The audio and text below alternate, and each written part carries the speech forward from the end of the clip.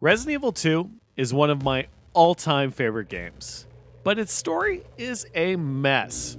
The scenarios blatantly contradict each other, so it's difficult to know what actually happened. Today, I'm going to fix that. In this video, I'm going to answer the big questions, like why did Chief Irons need Sherry's pendant? How did Annette actually die? And most importantly, what actually happened? My goal is to make as much of this game canon as possible, all while telling one coherent story. I won't be covering every optional thing that may or may not happen, along with every single aspect of the story. Today, I'm going to be focusing on Leon and Claire, and of course, their supporting cast. I'm going to be focusing on what has to happen, and the necessary changes that need to be made to make those things happen in a way that actually makes sense. Just a note, I won't be using anything that happened in the original RE2, the comics, or the movies, which themselves are full of contradictions. For the purposes of this story, RE2 Remake is Capcom's canon version of what happened in RE2. So, with that out of the way, let's start at the beginning. Ironically, that means starting in RE3, as despite it being a sequel, it does have some events that take place prior to Claire and Leon's arrival in Racoon City. For our purposes, we're just going to focus on the RPD. So, Carlos and Tyrell arrive at the RPD, and they see Marvin get bit by Brad. Carlos and Tyrell break down the boards blocking the courtyard, and Carlos takes down the infected Brad. And we already have two changes that we need to make. Number one, instead of Brad dying in the courtyard or wandering back into the RPD to die, Brad gets up and wanders back into the city. We know this because we don't see his body anywhere in RE2. 2. The boards that are knocked down are back up when Leon and Claire arrive at the station. My personal read on this is that the living cops, maybe even Officer Elliot, repair the damage. Otherwise, Claire would just walk through the front door as opposed to going to the back gate when she arrives. The pair gets into the station and Tyrell opens the shutters to the west side of the station, which are closed at the beginning of RE2. Now, there are two ways of dealing with this. Number one, someone, most likely Marvin, closes the shutters after Carlos and Tyrell leave. 2, they stay open and Leon just heads to the east side of the station before the west side. Either of those would work. Carlos then makes it through the west hall, and in the operations room, we have another change. The door Carlos enters into is supposed to be chained up. So how do we get around this, as the pair also need to leave that way as they come back? My suggestion is either that Tyrell does it as he's leaving, or one of the surviving officers lock off that room while they're being chased by zombies. Regardless, Carlos then opens the door to the security deposit room and gets a battery from locker 104, which is consistent. Carlos uses that battery to power a detonator, which he uses to blow a hole through the wall in the shower room. This creates steam behind them as the pipes have also burst. You can also see that same steam in RE2. However, this is going to be our first big change, because after Carlos arrives at the STARS office, he's joined by Tyrell, which can't really happen as the steam blocks his path. That said, the solution for this is pretty simple, as Tyrell radios Carlos right before he uses the detonator. Carlos, I've hit a dead end with the terminal here. Gotta head your way. Copy that. So, Carlos just waits for Tyrell to get there before blowing the wall.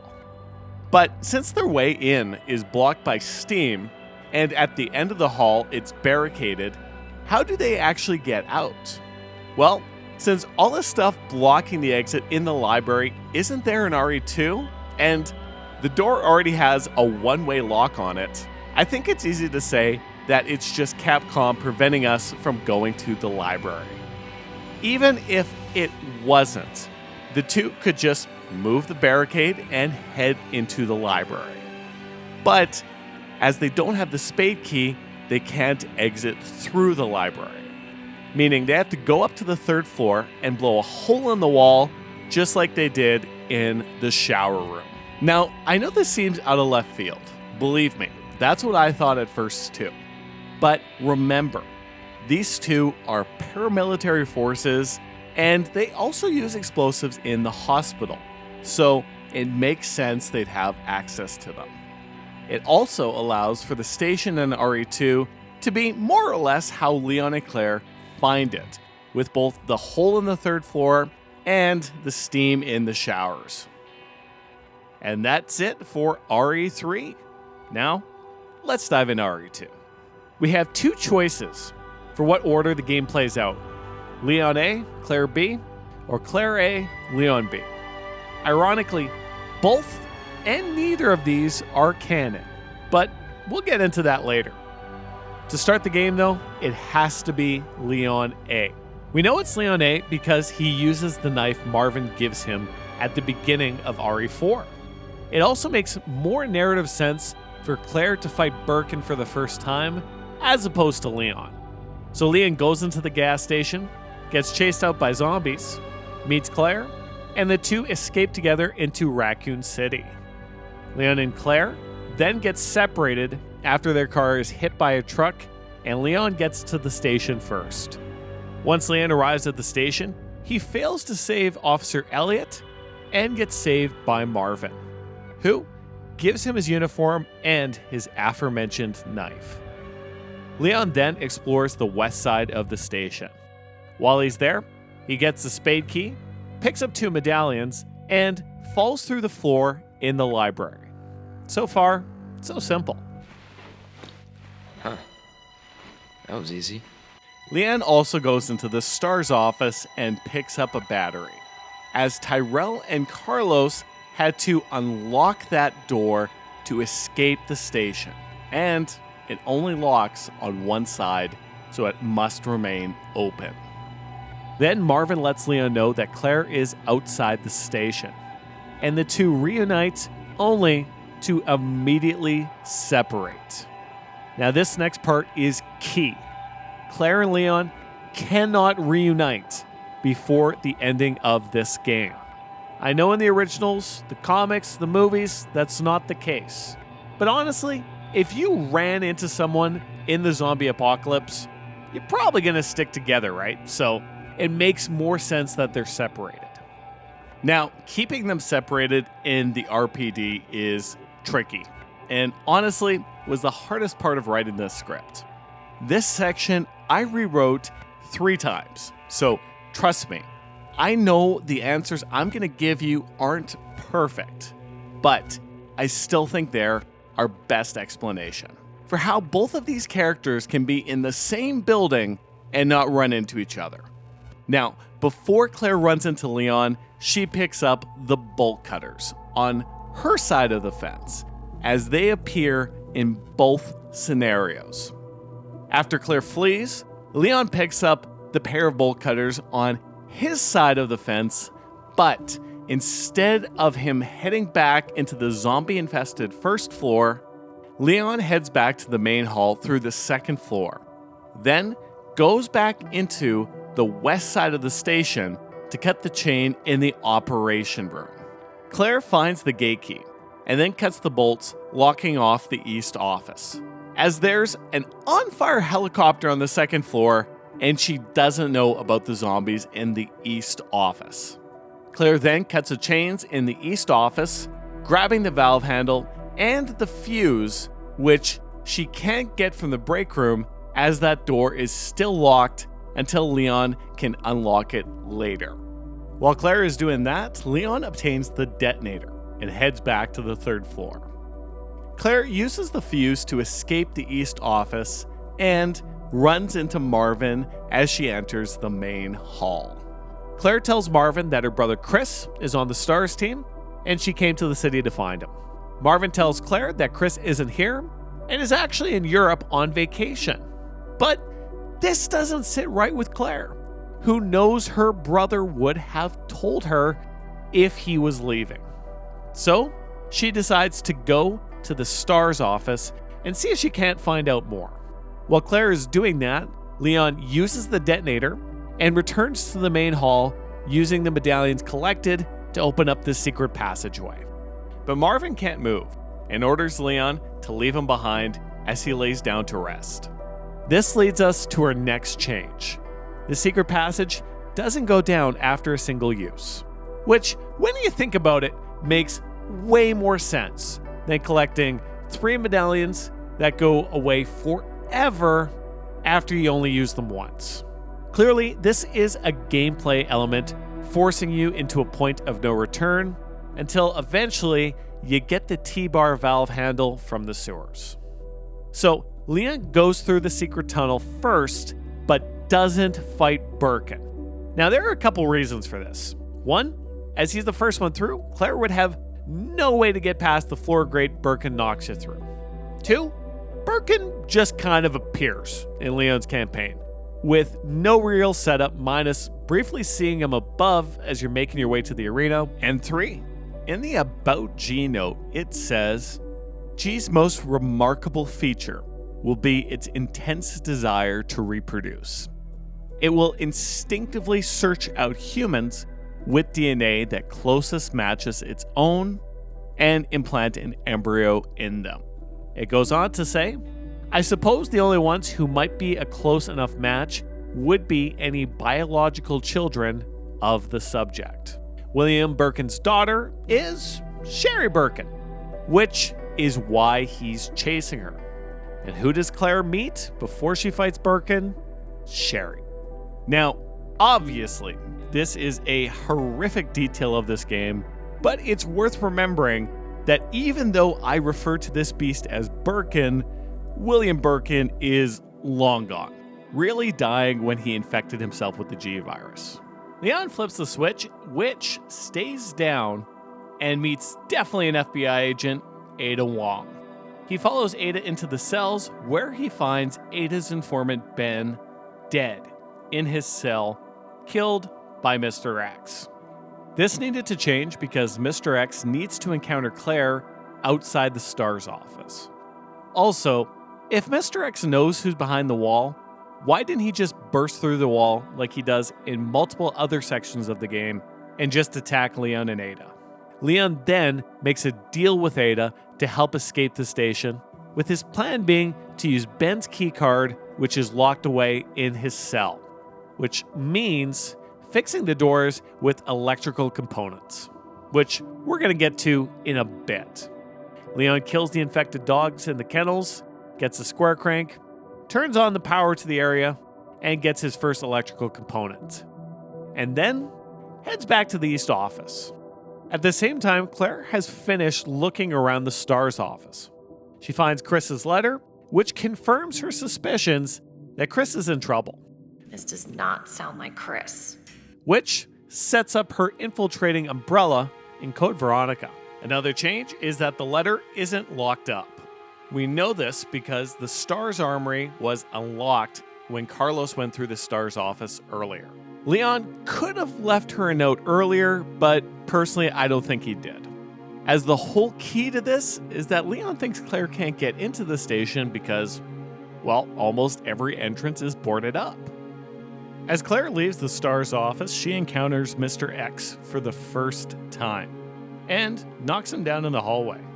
Claire then heads back to the main hall where she finds Marvin unresponsive and, after failing to wake him, reluctantly leaves him behind. Claire then finds Sherry and gets attacked by Birkin.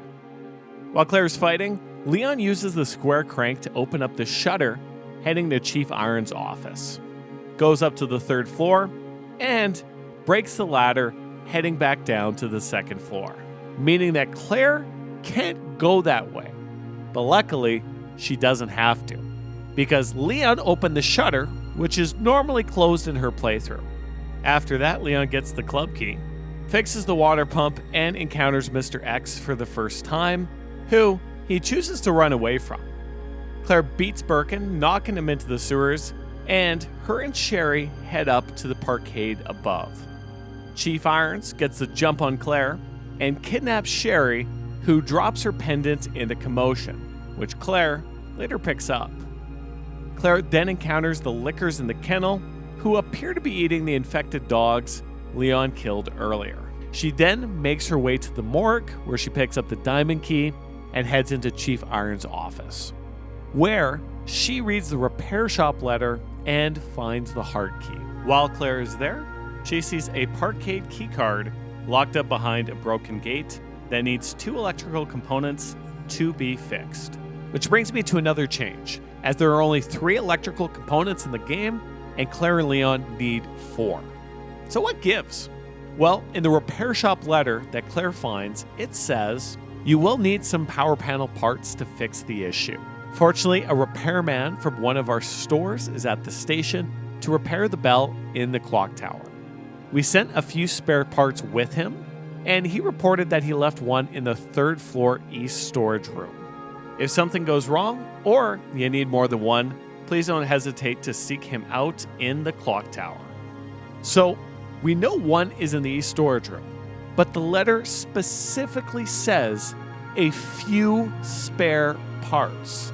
So it could be easily more than one with him at the clock tower. And that's exactly what I'm suggesting. Meanwhile, Leon is getting chased by Mr. X and sees that Marvin's turned. So he reluctantly puts him down and continues to the West Hall. Claire could also do this later, but I feel like it has more meaning with it being Leon, as Marvin was more of a mentor to him, literally being his superior, along with the fact that Claire really only spoke to him once. Claire leaves Chief Iron's office and heads up to the east storage room that she read about in the repair letter, getting her first electrical component, then making her way to the library. Leon gets the mechanic jack handle and heads to the library, with Mr. X still in pursuit, catching him in the library, where Leon knocks him down. Then Leon goes to the 3rd floor, uses the gears he found down the hall to break the bell, takes an electrical component, and exits on the east side, heading back to the parkade. Claire arrives at the library, where she runs into Mr. X, who's getting up and decides to run away, trying to lose him on the west side of the station. Leon gets back to Ben's cell and unlocks it with the electrical components. And this is where we have another change. Whatever causes the cells to open doesn't happen, and Mr. X doesn't appear to get blown up from the SWAT van. So how do we know that? For one, when Claire leaves the station, there isn't a blown out SWAT van or one of the many zombies escaping from the cells. 2, Mr. X shows up as Claire is leaving the RPD. So it makes more sense that he's chasing her, especially because later on, Mr. X gets killed by Birkin while he's chasing Claire and Sherry. Now, there is some conflicting evidence from RE4, as the shot that shows Mr. X is from that scene. However, all that scene is really showing is that Leon ran into Mr. X while he was in Racoon City. And it could easily be replaced by another shot of Mr. X and still work. So, instead, Ada meets Leon at Ben's cell after Leon gets the parkade key, and the two leave the RPD together, encountering Kendo, then heading down to the sewers. Meanwhile, Claire loses Mr. X, gets her second electrical component from a destroyed bell tower, which I guess is another change, but I mean, the story does necessitate it, as she can't re-destroy the bell. Claire heads back to Chief Iron's office and gets the parkade key card. When she does, she gets a call from Chief Irons telling her to bring Sherry's pendant to the orphanage. As Claire leaves from the RPD, Mr. X appears, chasing her down the street. Meanwhile, Sherry mounts her escape, eventually getting Chief Iron's keys, but is unable to escape as the doors have been chained shut. So, Sherry locks herself in the previous room, only for Chief Irons to chop it down with an axe and chase Sherry into the director's room. But Birkin, still being driven by his intense desire to reproduce, breaks the chains in the orphanage and infects Chief Irons, with Sherry using the chaos to hide from Birkin. Meanwhile, Leon jumps into the sewers and encounters a giant alligator, who gets blown up as it bites down on a gas line. Ada rescues Leon, and the two continue down the sewers. The pair run into Annette Birkin, holding her at gunpoint, until she turns the tables using fire to escape. The pair give chase and run straight into a flurry of bullets. Leon dives in front of Ada, saving her, but in the process gets shot. This causes Leon to lose consciousness. Ada treats his wounds and starts to pursue Annette, who's fled. This is the biggest change I will make. This is what fixes the story of RE2 and the scenarios. I said before that both Leon A, Claire B, and Claire A, Leon B were and weren't canon. And that's because this is the point they switch.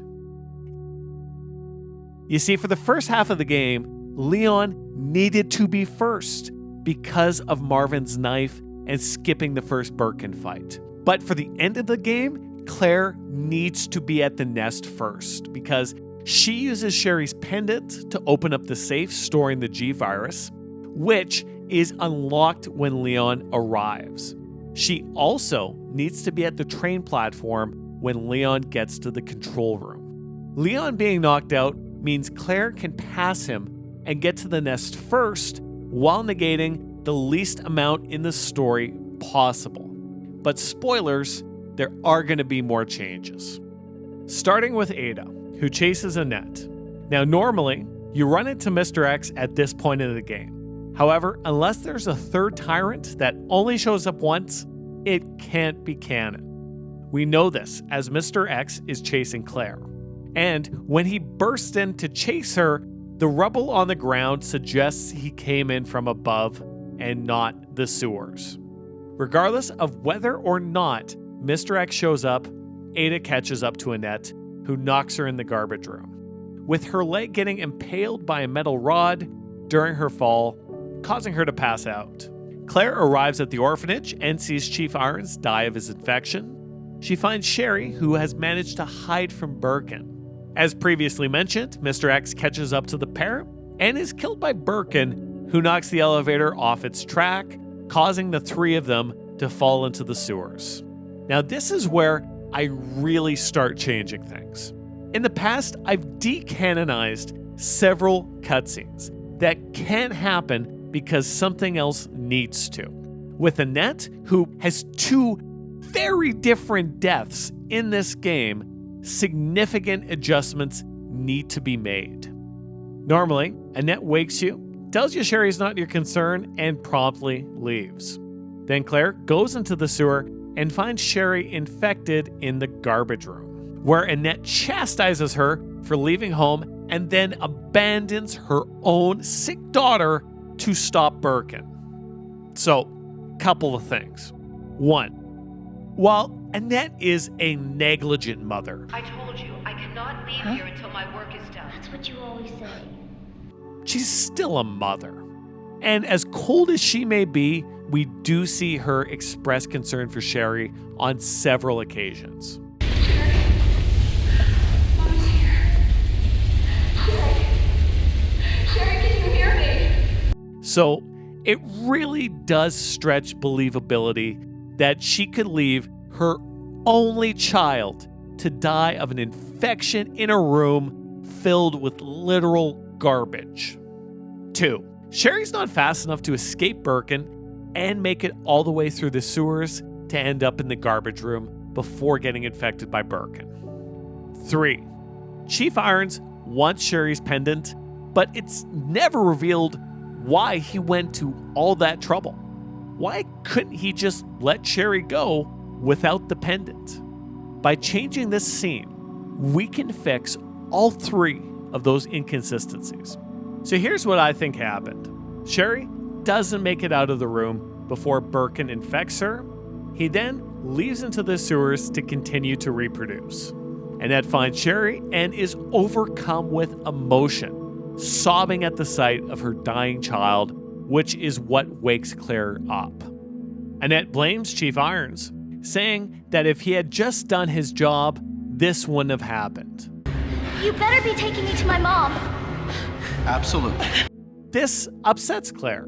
who says that all he cared about was her pendant. Annette reveals that she contacted Chief Irons, who was already on her husband's payroll, to get Sherry and her pendant, so that Annette could access and use the antidote on Birkin while keeping Sherry safe.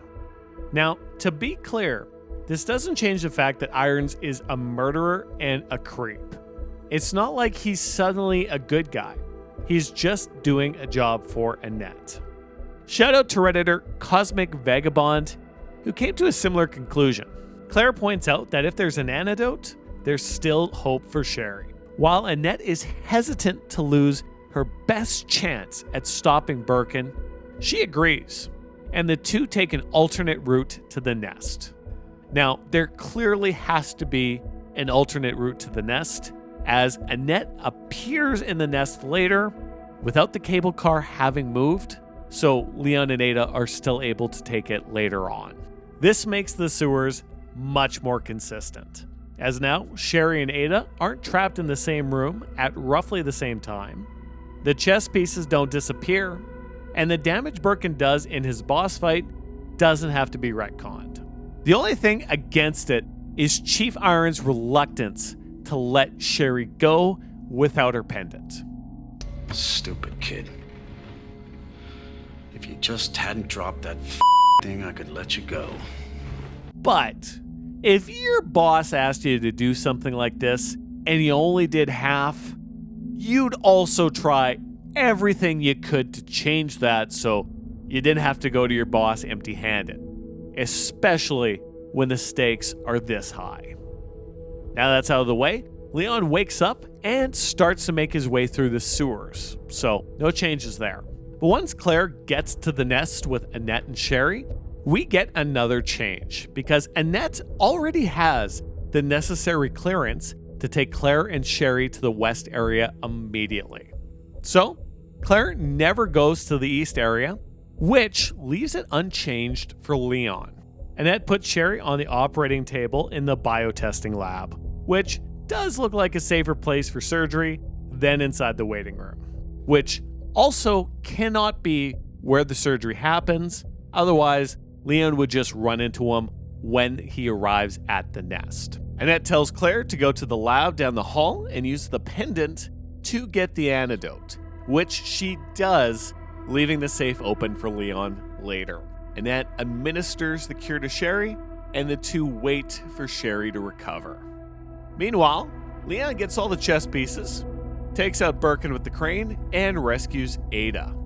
The pair immediately head to the nest, with Ada resting, while Leon goes through the east area as he doesn't have the clearance to enter the west area yet.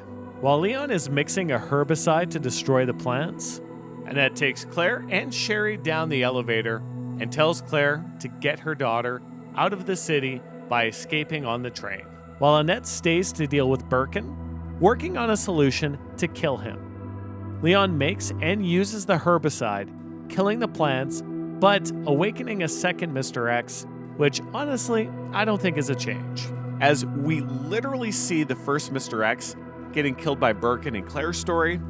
Leon downs Mr. X again, as it worked last time, and Mr. X isn't seen till the escape later, so it creates a little distance between them. Afterwards, Leon makes his way back to the west area and grabs a G-Virus sample, which starts the self-destruct sequence. Attention. Unauthorized removal of a level 4 virus detected. Facility lockdown initiated.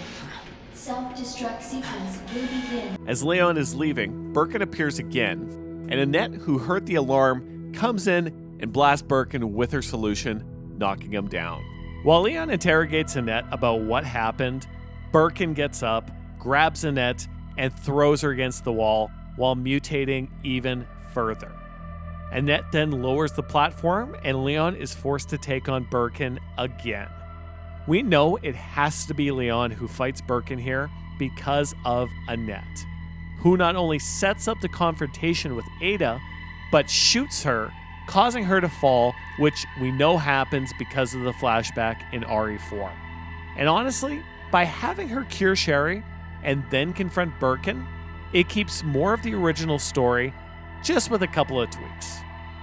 Anyway, Leon beats Birkin. Annette tells Leon Ada is not with the FBI, and then Leon confronts Ada, who gets shot by Annette. This causes Leon to drop the G-Virus as he tries and fails to save Ada.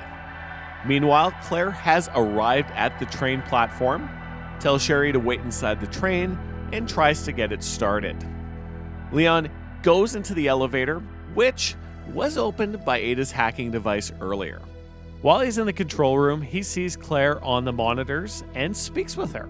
Claire tells him that she has a way out, but the feed gets cut off. As Claire returns to the train, Birkin appears, trying to reinfect Sherry. Claire takes him on as the self-destruct countdown continues. Leon makes his way through the facility, desperately trying to find Claire. He runs into the second Mr. X again, who chases him into the elevator, and Leon has to take him down one last time. Claire takes out Birkin and starts the train once it's connected to the other cars.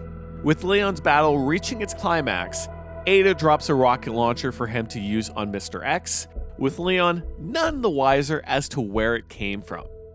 Leon uses the launcher, killing Mr. X. Then he makes it to the tracks just as Claire's train passes and jumps on. Here our two heroes finally reunite, but their reunion is short-lived as they hear sounds coming from the back of the train. And here is where I make my last change. Instead of Leon going and dealing with Birkin alone, Claire and Leon both go in for the final battle. I like this for a couple of reasons. This way, the heroes will have fought Birkin a total of 3 times each. And, as I said earlier, if you run into someone else in the zombie apocalypse, you're gonna stick together. Once Birkin tears the roof off the train car, Claire gets knocked back and realizes that they need to lose the train car, while Leon pierces Birkin's eye with a metal rod. That said, Leon could still do this alone, and it really wouldn't change the ending as Claire still shows up to remove the train car, so it's dealer's choice.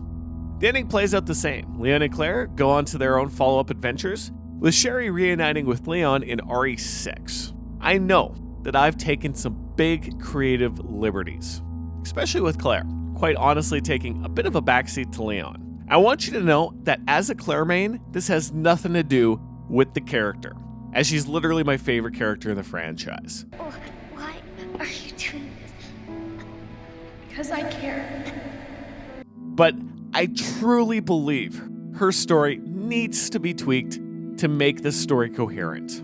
I also think it's important to point out that if the gameplay played out exactly as I've described, the game would not be as good and half as long. Capcom focused on gameplay, and in doing so, made one of the best games of all time. Sure, the story did suffer a little, but they did a lot more right than wrong.